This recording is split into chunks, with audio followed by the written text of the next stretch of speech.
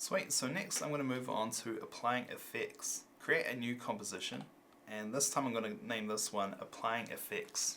Again with the preset of HDTV 1080-25 and the duration of 10 seconds. Hit OK to confirm those settings. So again, we're going to create another rectangle shape, and then we'll come over to the effects and presets. In the search bar, type in GAUS to get the Gaussian blur, and we'll apply that to our shape layer. Select the blurriness value, and we'll change this from 0 to 30. Notice that the blur has now changed on the shape after we applied that value. Also notice that instead of the project manager, we now have the effect controls. We can jump back over the project manager by selecting it over to the side here, or using these double arrows to select what menu we want to see.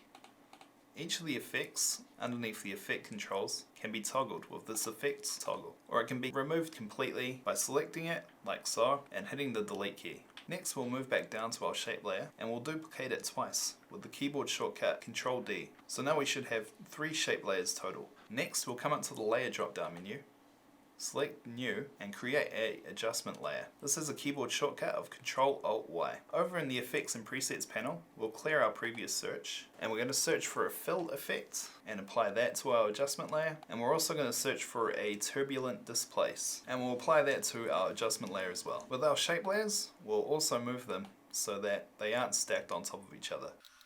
Again, go back to the adjustment layer so that we can see the effect controls applied to it.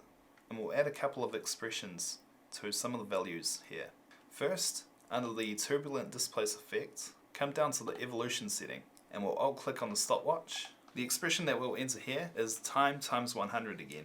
Next we'll come up to the fill value, and under the color setting we'll alt click the stopwatch again, this time entering a new expression, wiggle, W-I-G-G-L-E, open bracket, 1, 1, close bracket, and we'll enter that expression.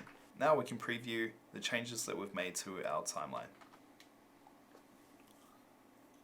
Once we've done that, we can close up the options for our layers and we'll pre-compose these layers together. To do that, we'll select all of the layers, right click one of the layers and select pre-compose. I'm going to name my pre-composition adjustment layer. Next, I'm going to import a file. So I'm going to right click inside of my project manager, select import and file, and this time I'm going to import the ink and milk inverted footage.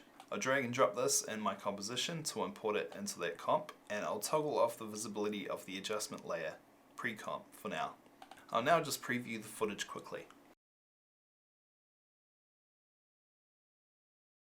Next we'll come up to the toolbar and select the text tool. Click and drag to create a text box. Next type in whatever text you would like to use for this test. You can also spend a bit of time in the characters panel formatting your text.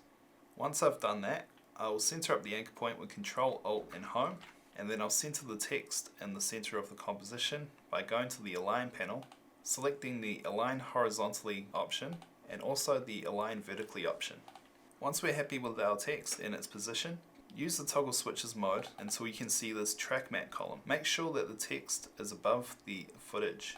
And on the footage layer, we'll go to the track matte, which is currently set to none, and select Alpha Matte Test. Now if we preview our animation, we'll see that our text is cutting out our video footage. We can also toggle the transparency grid here to see that there is transparency around the text still. Once that's complete, I'll select both of these layers and I'll pre-compose these together. Again, you do that by selecting both of the layers, right-clicking one of the layers, and selecting pre-compose. I'm going to name my pre-composition Alpha Matte. Next, I'll toggle off the visibility of the Alpha Matte pre-composition. I'll then import the fire footage. To do that, we'll go to the project manager, right-click, select import and file, select the fire stock footage and choose import. I'll drag that file down into our composition to import it, and this time I'm going to use Illumimatte to create transparency. At the moment the stock footage has black video in the background, so there's no transparency. Once we've imported the stock footage, we'll duplicate it with Ctrl and D. Next we'll come over to the effects and presets panel, clear our previous search, and search for a black and white filter. Make sure that the black and white effect is applied to the top stock footage. On the fire stock footage directly below it, come over to the track matte column and change the drop down menu from None to Luma Matte. You'll notice that we've created transparency from the black and white values of the layer above it, but we've also lost a lot of the saturation of the fire. To adjust this, we'll come back over to the Effects and Presets panel, clear our previous search, and this time we'll search for a Levels effect. And we'll apply this effect to the top version of the fire stock footage. Under the Levels effect, we'll see a graph has been added.